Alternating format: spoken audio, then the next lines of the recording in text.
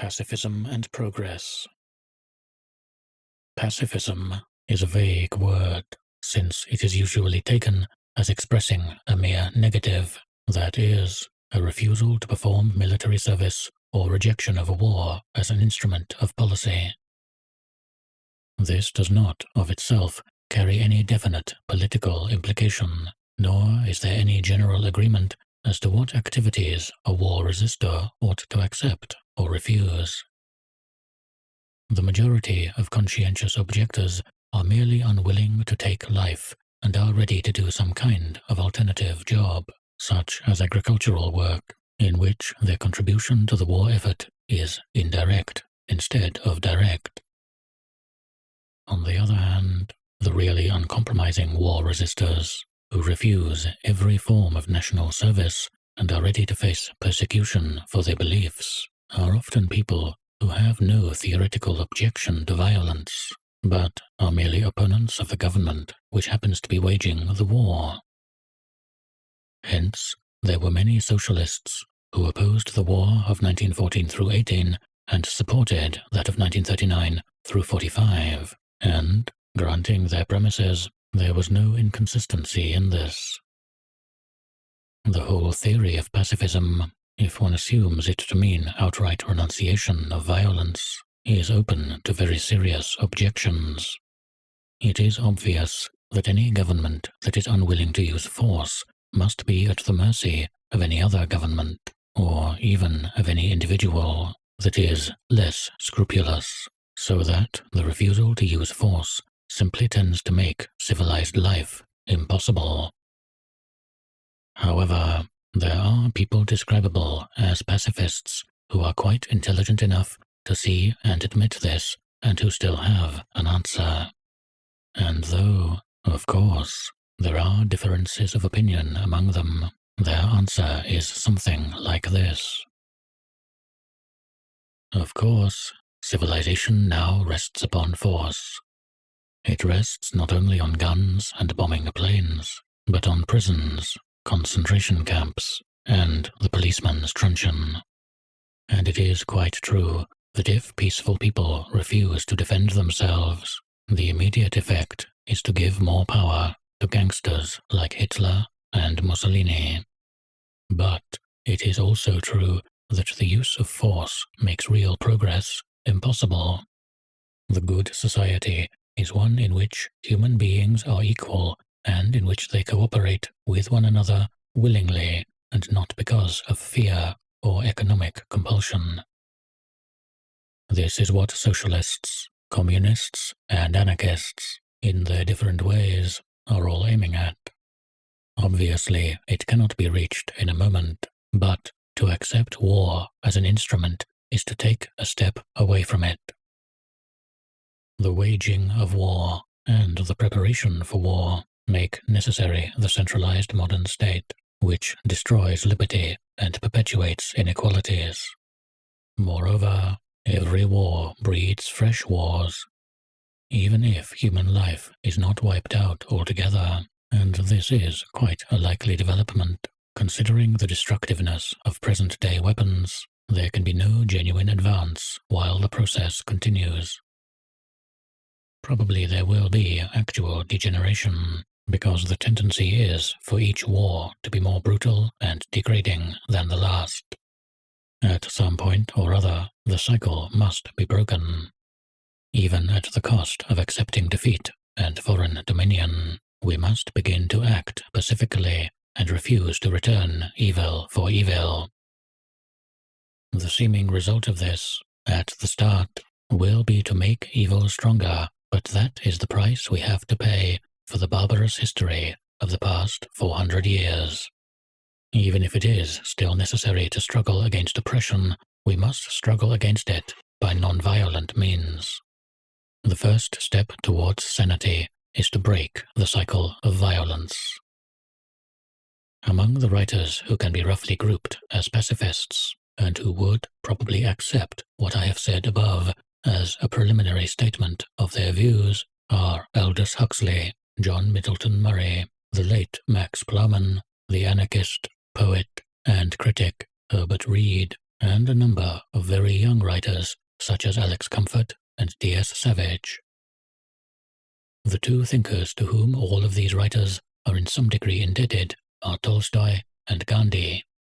But one can distinguish among them at least two schools of thought. The real point at issue is the acceptance or non-acceptance of the state and of mechanical civilization. In his earlier pacifist writings, such as Ends and Means, Huxley stressed chiefly the destructive folly of war, and rather overplayed the argument that one cannot bring about a good result by using evil methods. More recently, he seems to have arrived at the conclusion that political action is inherently evil, and that, strictly speaking, it is not possible for society to be saved. Only individuals can be saved, and then only by means of religious exercises which the ordinary person is hardly in a position to undertake.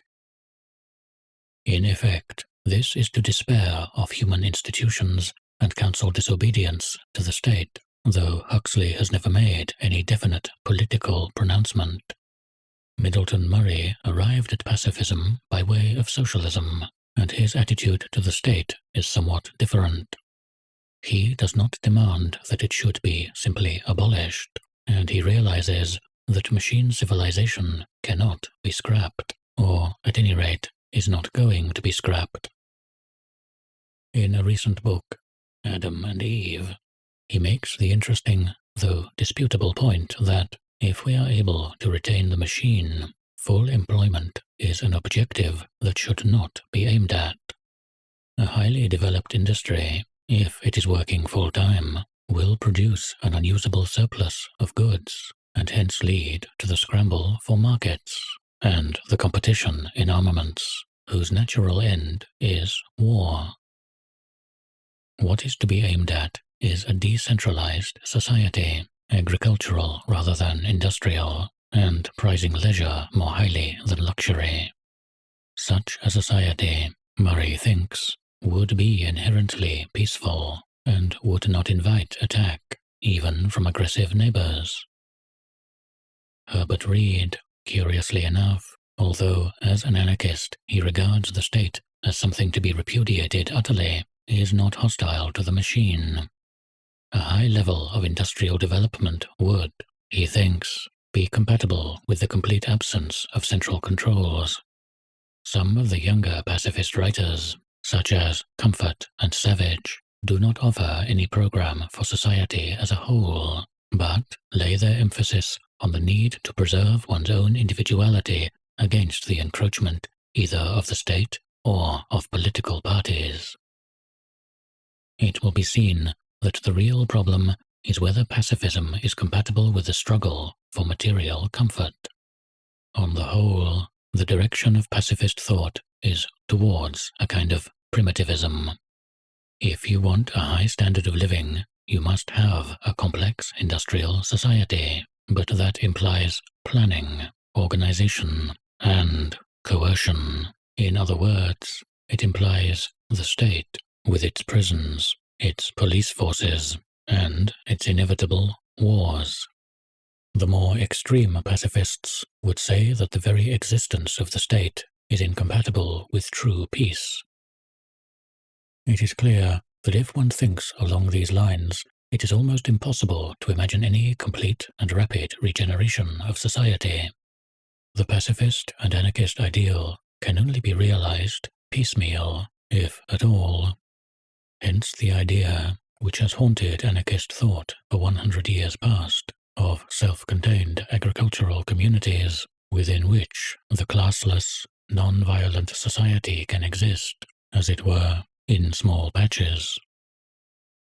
At different times, such communities have actually existed in various parts of the world, in 19th century Russia and America, in France and Germany during the between-war years, and in Spain for a brief period during the Civil War. In Britain, also, small groups of conscientious objectors have attempted something of the kind in recent years. The idea is not simply to escape from society, it is rather to create spiritual oases like the monasteries of the Dark Ages, from which a new attitude towards life can gradually diffuse itself. The trouble with such communities is that they are never genuinely independent of the outside world, and that they can only exist so long as the state, which they regard as their enemy, chooses to tolerate them. In a wider sense, the same criticism applies to the pacifist movement as a whole. It can only survive when there is some degree of democracy, and in many parts of the world, it has never been able to exist at all. There was no pacifist movement in Nazi Germany, for instance. The tendency of pacifism, therefore, is always to weaken those governments and social systems that are most favorable to it. During the 10 years before the war, there is little doubt that the prevalence of pacifist ideas in Britain, France, and the USA encouraged fascist aggression. And even in their subjective feelings, English and American pacifists often seem to be more hostile to capitalist democracy than to totalitarianism. But in a negative sense, their criticism has become useful.